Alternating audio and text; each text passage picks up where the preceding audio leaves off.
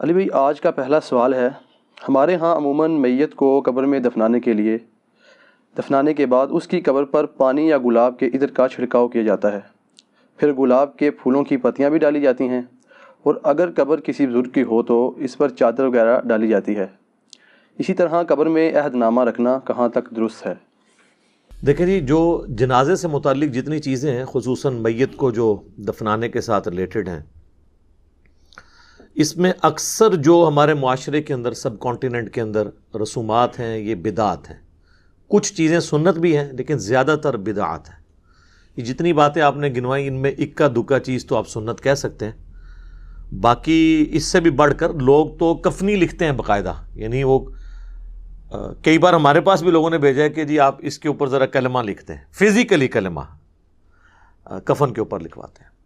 جو سمجھدار ہیں وہ کہتے ہیں جی فزیکلی نہ لکھیں، بس ہاتھ کے اشارے سے لکھتے ہیں، اور کلمہ لکھوانے کے لیے علماء کے پاس بھیجتے ہیں۔ آپ مسلمانوں کا لیول دیکھ لیں، وہ کلمہ بھی ٹائپ نہیں کر سکتے اس کے اوپر، ہینڈ رائٹنگ کے طور پر۔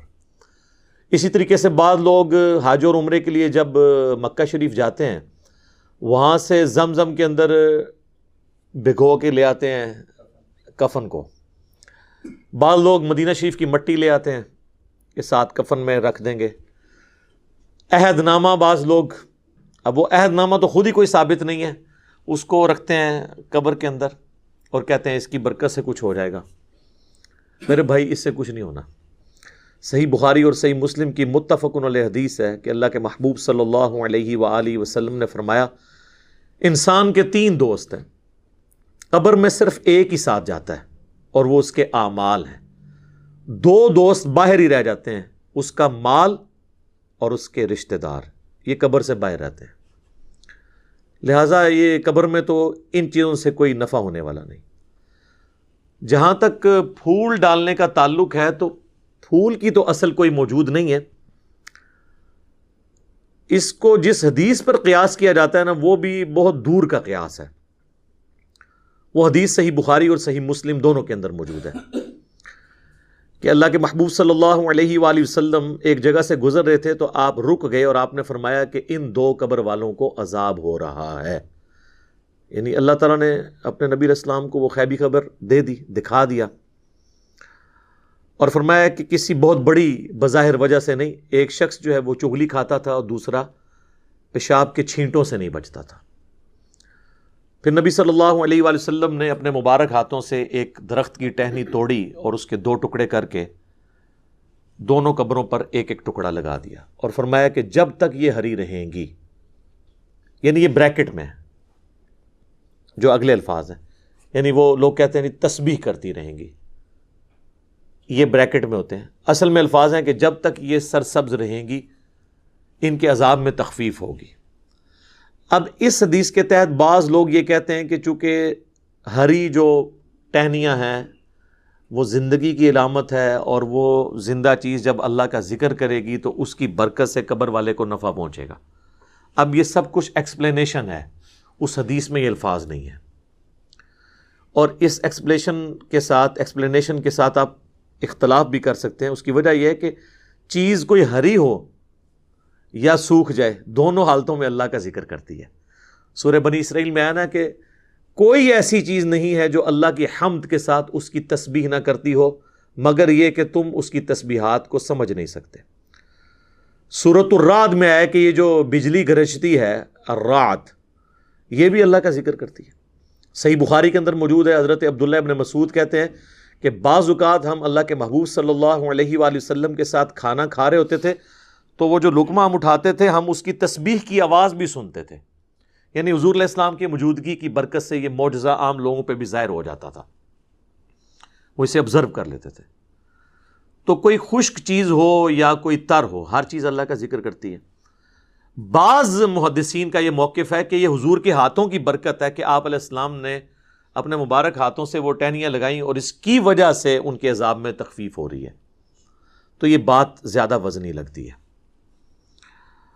بہرحال اس سے اصل ثابت ہو گئی کہ آپ ٹہنی لگا سکتے ہیں۔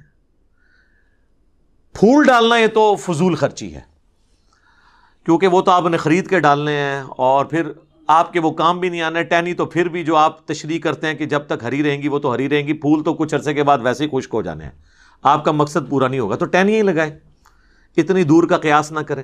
اور پھر پھولوں میں ایک رسپیکٹ والا معاملہ بھی آ جاتا ہے, اور اسلام میں قبروں کی یہ والی رسپیکٹ نہیں ہے کہ لوگ جو ہے وہ اس کی اس قسم کی رسپیکٹ کریں. ویسے تو ہر مسلمان کی قبر کی رسپیکٹ ہے, صحیح مسلم میں حدیث ہے کہ کوئی کسی مسلمان کی قبر پہ بیٹھے اس سے بہتر ہے کہ انگاروں پہ بیٹھ جائے. یعنی قبر کی آپ توہین نہیں کر سکتے, وہ اپنی جگہ ہے, لیکن اس طرح کی رسپیکٹ بھی نہیں کر سکتے کہ معاملات اتنے آگے چلے جائیں. اور عموماً جو قبروں کے اوپر چادریں چڑھائی جاتی ہیں یا یہ پھول ڈالے جاتے ہیں وہ اس قسم کی رسپیکٹ ہے. اور اس طرح کی رسپیکٹ تو نبی علیہ السلام نے اپنی قبر کے بارے میں فرمایا, مسند احمد میں حدیث ہے, اللہم لا تجعل قبری وثنا یعبد, اللہ میری قبر کو ایسا بت نہ بننے دینا کہ لوگ اس کی پرستش شروع کرتے ہیں. بخاری مسلم دونوں میں حدیث ہے.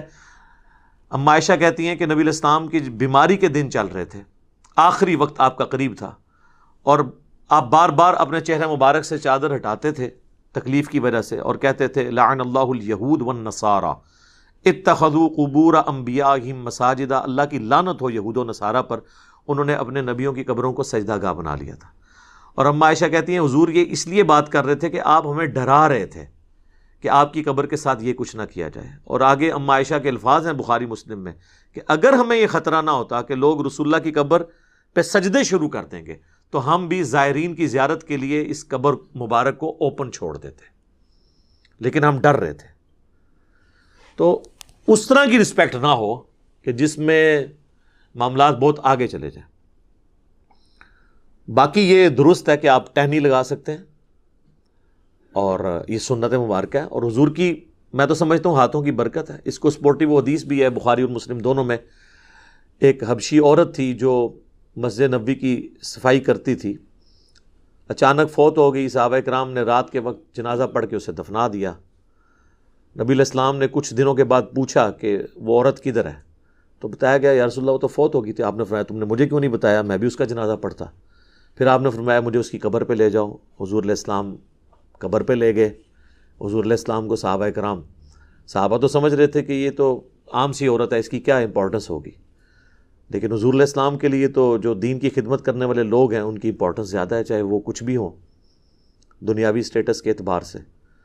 پھر نبی علیہ السلام نے اس کی قبر پہ جا کے جنازہ پڑھا, اور جب آپ واپس پلٹے تو یہ حدیث بخاری مسلم دونوں میں, مسلم کے آگے الفاظ ہیں, آپ نے فرمایا یہ قبریں اندھیروں میں ڈوبی ہوئی تھی, اللہ نے میرے جنازہ پڑھنے کی برکت سے انہیں نور سے بھر دیا ہے. تو اس سے یہ بھی پتہ چلا کہ وہ کافروں کی قبریں نہیں تھیں, کیونکہ کافر کو مرنے کے بعد نفع نہیں قبر میں پہنچ سکتا, مسلمانوں کی قبریں تھیں. اب میں صحابہ نہیں کہتا, آپ لوگ گستاخی کا فتویٰ لگا دیں گے. اس زمانے کے جو بریلوی دیوبندی اہل حدیث ہوتے تھے ان کی قبریں تھیں. اب یہی مجھے کہنا پڑے گا مجبوراً, ٹھیک ہے, حضور کے زمانے کے. تو آپ علیہ السلام کی دعا کی برکت سے یہ معاملہ اس طرح کا ہو گیا. تو یہ ٹھیک ہے, آپ قبر پہ جا کے بھی جنازہ پڑھیں. اور دیکھیں آٹومیٹکلی اللہ تعالیٰ نے میت کو نفع پہنچانے کے لیے یہ پھولوں والا کام کرنے کی ضرورت نہیں, کئی اور طریقے رکھ دیے ہیں.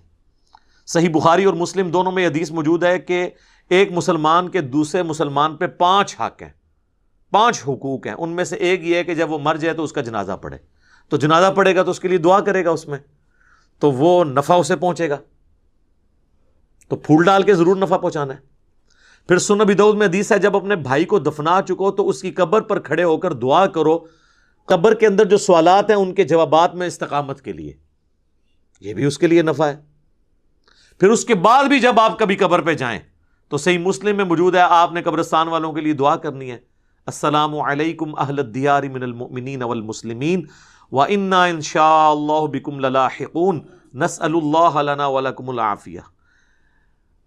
اے جو مسلمان مومنین اور مسلمین یہاں پہ جتنے بھی لوگ دفن ہو تم پر سلامتی ہو, ہم بھی اللہ نے چاہا تو عنقریب تمہارے پاس آنے والے ہیں مر کے, ہم اللہ کے حضور تمہارے لیے اور اپنے لیے عافیت کا سوال کرتے ہیں.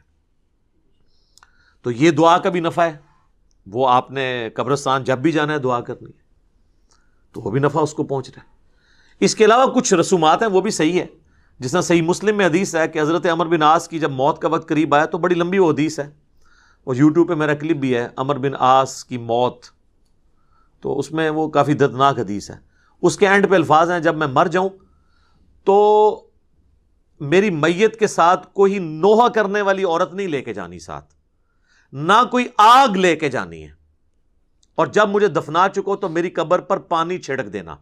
تو اس سے پتہ چلا کہ قبر پہ پانی چھڑکنا سنت ہے، اور میری قبر پہ اتنی دیر بیٹھے رہنا، یعنی اس کے اوپر نہیں، یعنی مراد اس کے سائیڈ پہ، جتنی دیر اونٹ کو نہر کر کے، اونٹ کو نہر کرنے کے بعد اس کا گوشت تقسیم کیا جاتا ہے، یعنی آلموسٹ 2.5-3 گھنٹے، تاکہ میں اپنے قبر کے ساتھ مانوس ہو جاؤں اور سوالات کے جوابات میں مجھے استقامت نصیب ہو۔ تو قبر پہ بیٹھنا اتنی دیر تو یہ سنت ہے، یعنی ظاہر ہے سنت اس اعتبار سے ایک صحابی تعلیم کر رہے ہیں۔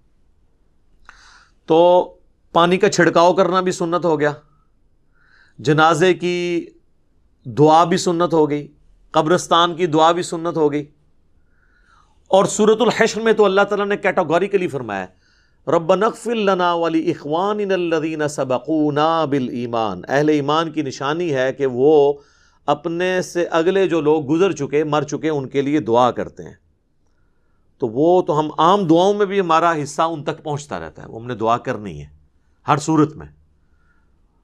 باقی اللہ کی مرضی ہے، وہ دعا کو قبول کرے۔ صحیح مسلم میں حدیث ہے کہ جس مسلمان کے جنازے میں 40 ایسے مسلمان شریک ہو جائیں جو شرک نہ کرتے ہوں، تو اللہ تعالیٰ ان کی شفاعت اس مردے کے حق میں قبول کر لے گا۔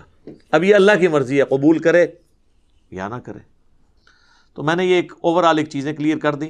تو اس کا اینڈ رزلٹ کنکلوژن یہ ہے کہ پھول ڈالنا ثابت نہیں ہے، ٹہنی لگانا ثابت ہے، پانی کا چھڑکاؤ کرنا ثابت ہے قبر کے اوپر، اور قبر پہ کھڑے ہو کے دعا کرنا ثابت ہے، قبرستان جاتے ہوئے دعا کرنا ثابت ہے۔ تو یہ وہ ساری چیزیں ہیں جو میت کو نفع پہنچانے کے لیے، کیونکہ اینڈ رزلٹ لوگ یہ سمجھتے ہیں کہ ہم نے اس پھول کے ذریعے اس کو نفع پہنچانا ہے، تو وہ پھر جس طریقے سے نفع بتایا گیا اسی طریقے سے آپ نے پہنچانا ہوگا۔ ٹھیک ہو گیا جی؟ جزاکم اللہ خیر۔